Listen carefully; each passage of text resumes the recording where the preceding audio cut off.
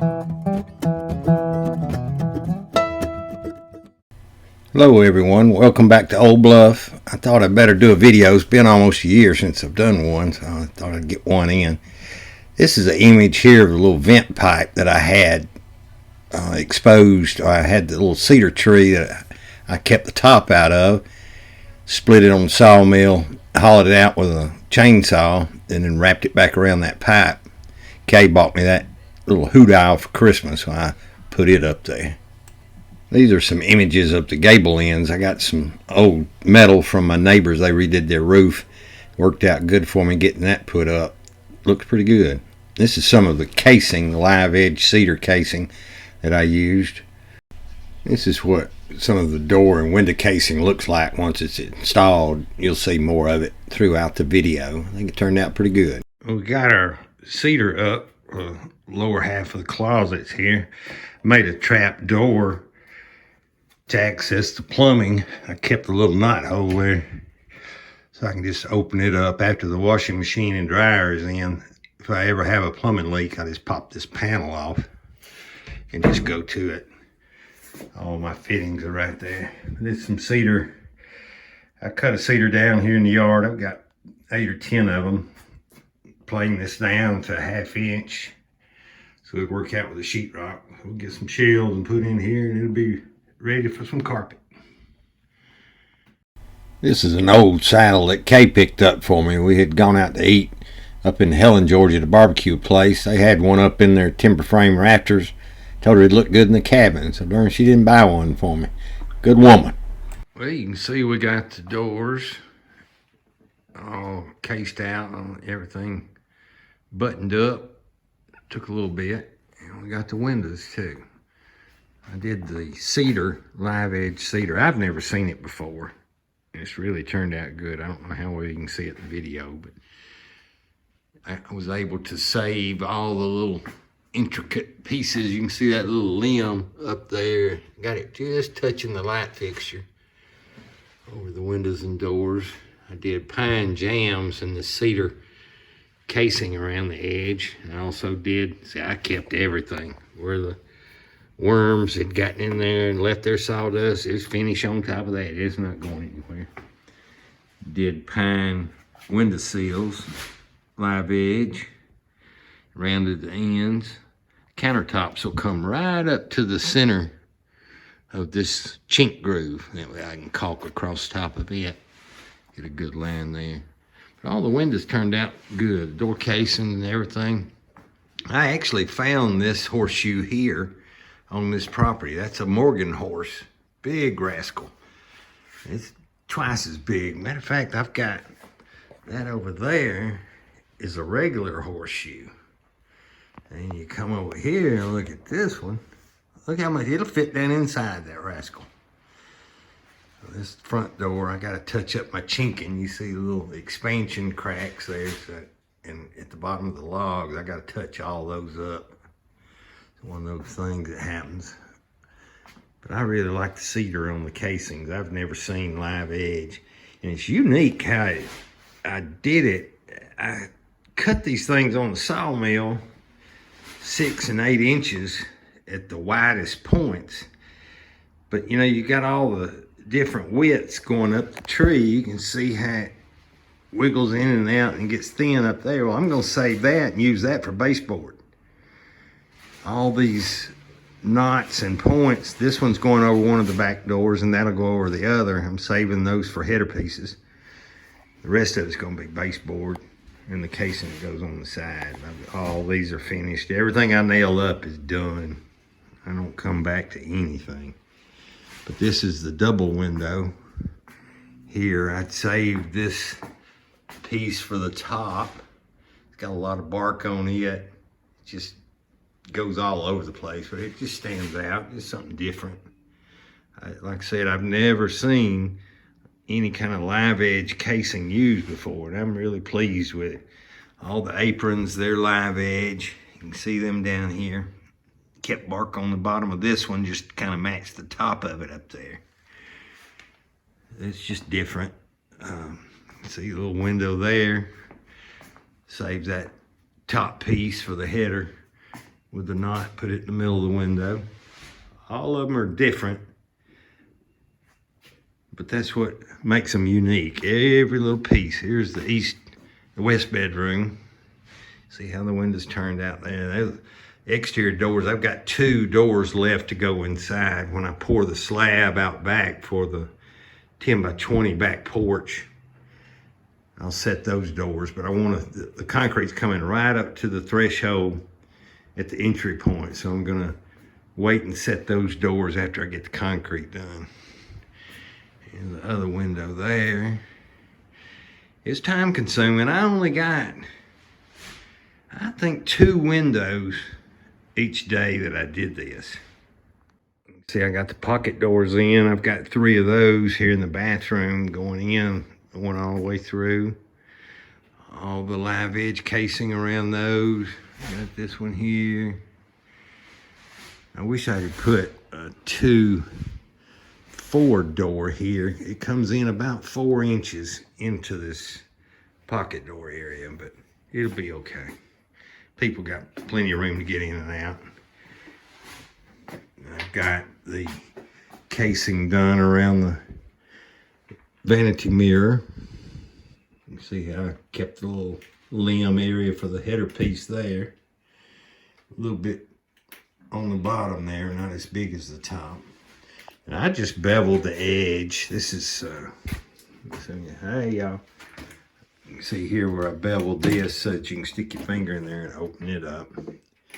It turned out pretty good. And it all lights up. There's actually a defrost button and it lights up. It's got a night light in it. Just little added features. This is the master bedroom, east bedroom. See how the little header piece is done up there, and this is the other door that will go in here. That's my temporary door right there. When it was cold, I just put that plastic up here and I went in and out the other door. And that was the last window I trimmed out yesterday right there. I was proud to get it done. So I'll be doing the baseboard next. After that, start the cabinets. Then it'll be down to carpet and appliances. You can see, got little limbs that stuck out right there. That was kind of unique. I had to include it in there.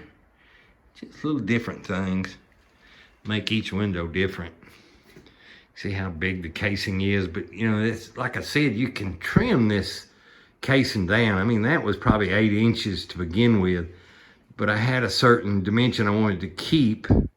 Especially, I pre-cut all of my window sills and rounded those edges. So I brought that casing right up to the rounded edge. You can see right there. So that determined what this width was going to be, and I tried to maintain that width up here at the top. Whatever happens in between, it's up to the good Lord and however. But that's how I came up with doing this. I don't know if you can still see there, but each piece of casing is a little bit different. So that's where we're at with it. Won't be long, we'll be starting cabinets. It's turning out pretty good. I got the mini splits in. I went with a ACIQ, supposedly made by the same people that make the Carrier. I don't know. They tell you one thing or another, but had a 12-year warranty on the compressors. So I got those in. That's 3 9,000 BTU indoor units. I don't have the outdoor unit set yet.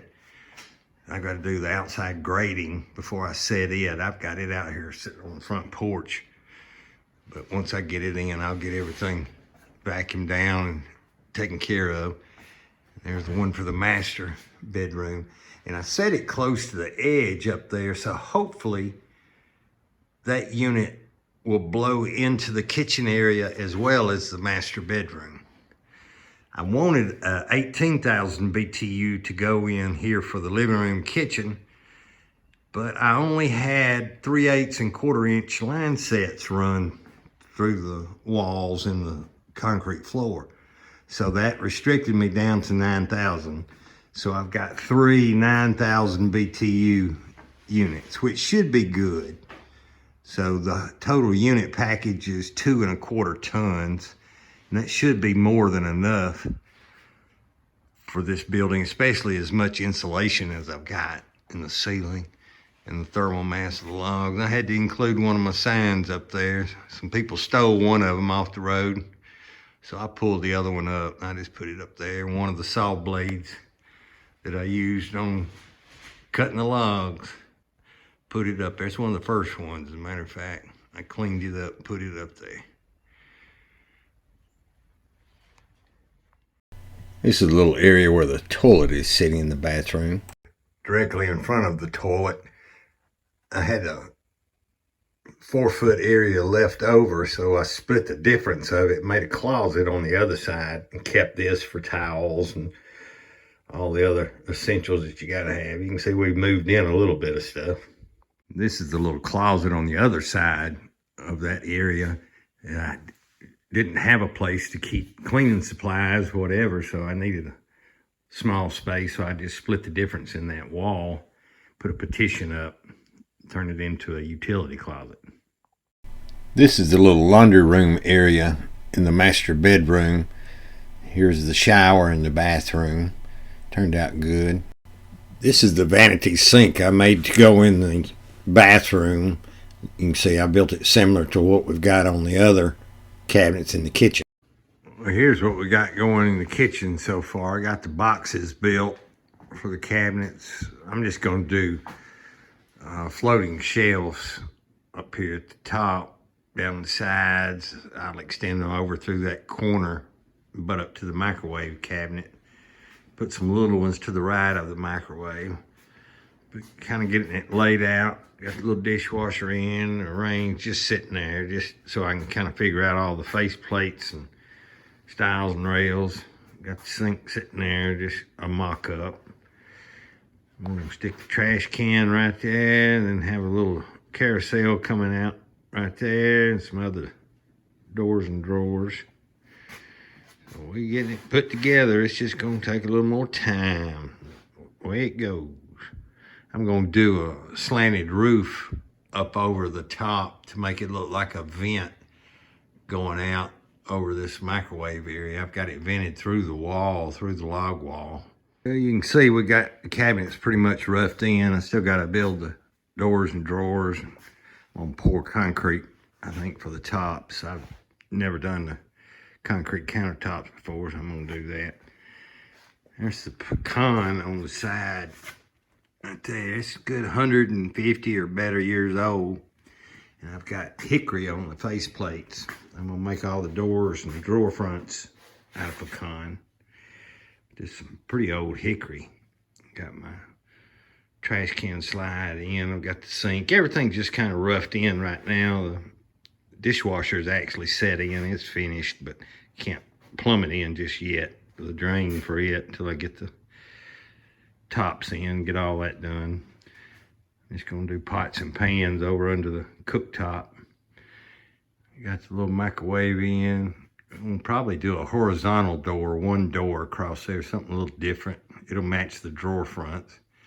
I made that little sloped area there just to give it a little more character. Had that room left, so I'm just gonna do floating shelves on the side. I'll probably do some small 2 floating shelves here, some small shelves there that'll tie into these and come across to the window. And then I'll have 2 over here. That's where we're at with it. Next stop is doors and drawers.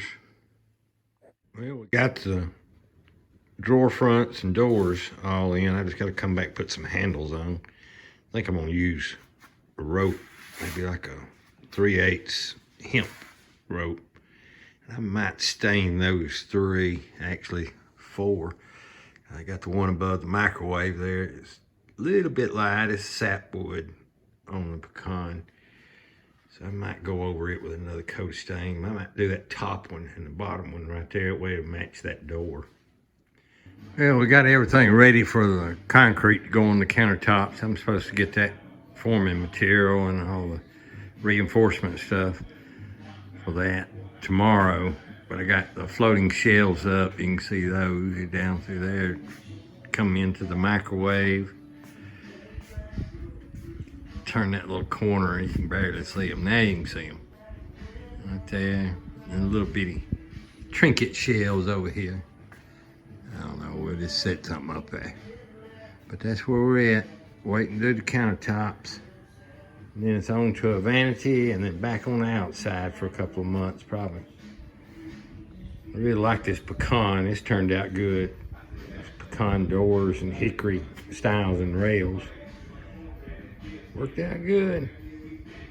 All the forms in for the concrete countertops. Just finished them. Took most of the day to get everything in there. They got the little standoffs that go under that fiberglass mesh, but I think I'm just gonna pour half of it, lay it in there, because they're just aggravating. No more than what they do. They sit in the middle of it. You can see I've got formed up for the sink to pour up against that. Formed up for the cooktop back over there. So I gotta get my concrete in. It seems like nobody carries the exact stuff that I'm needing, but I'll get a hold of it and we'll get it poured. Well, this is what the countertops look like with just the stain on them. I gotta wait another couple of weeks, let the concrete cure before I put the sealant on it. It'll be a high gloss, bare concrete sealant, but that's rust and black. I want it to kind of look like leather when it's done. You can see it'll look like leather in places. It'll just be all different splotches. You can see those splotches, but the sealant will actually change the color from what it is. It'll darken it in places, but it'll be a high gloss when I'm done with it. You can see some splotches right there. They'll be coming through. And these areas here will darken. Those will stay, but they'll be high gloss. It'll all be different. You can see what we got here. So next step is to get some sealant. I want it to kind of look like old leather is what I'm after. I don't know if you can tell, but they have a lot of black flakes in it and that rust color. You can see where I sprayed it up on the walls there, but that's where we're at with it. So a couple of weeks, we'll go on to the next step. This is what the first coat of sealant looks like on the countertops. I'll put probably 2 more coats on it, see how it looks. Now that all the trim and cabinet work's done on the inside, we've started doing some decorations here and there. Some hides that we had, buffalo head, just different odds and ends. Ready to move to the outside now. 10 by 20. We're going to stamp it. And I've got some rubber stamps, probably your thing, stamps that's coming in. They should be in Monday, I think. We're going to probably pour about Wednesday or Thursday. I've got it set up so that sometime in the future, if I want to put a partition wall through the middle, I'm thinking about doing a little office area. If Kay and I move in here, office area here, 10 by 10, and a little screen porch, 10 by 10. But that'll be up to her, as you know how this corporation works. You gotta listen to the secretary. So that's where we're at with it. That's what it looks like. We gotta come back, it's gotta cure out, and we gotta clean it. Gotta do that tomorrow. But that's what the boards look like. Just thought I'd show you. They even got nail holes in them. Talk to your healthcare professional today. Call 1-833. This is what the mix looks like. That's what you'll see through the face dyes. This is what the back porch looks like when we've got the mold release washed off. Looks kind of like the logs up there, a little bit brown with that gray highlights in them. I don't know how much you can see in this. This is close to what it's going to look like with the sealer in it. Like old wood. That's kind of what I'm after there. Got a kind of a rust background with that charcoal mold release. Here's a section that's dry over here, so you can kind of see, it looks like old wood there. But once the sealer gets on it, it's going to come back into this shine. So that's what it looks like. Got to wash the patio out there, and then I'm done with this. Put the sealer on Monday. This is what the first coat looks like on the back porch. This is the second coat, so it'll tone down over time. This is the little patio area out back. I'm going to put a little fire pit on it. I got started on the roof system over the back porch. You can see I've used the same 3x6 rafters and started on the decking there. This is the finished back porch. Finally got the roof on it. Got the gutters on the building all the way around. You see I got Sam out here. She's always helping me work. A good cat. As long as I feed her, she's good. But I'm just going to put a little TV and some outdoor furniture around this little back porch so people have a place to sit. Well, I hope you have enjoyed our little updated video. Sorry it's taken so long to get another video out, but I've been pretty busy with all the work that have been doing, trying to get enough to make a good video on it.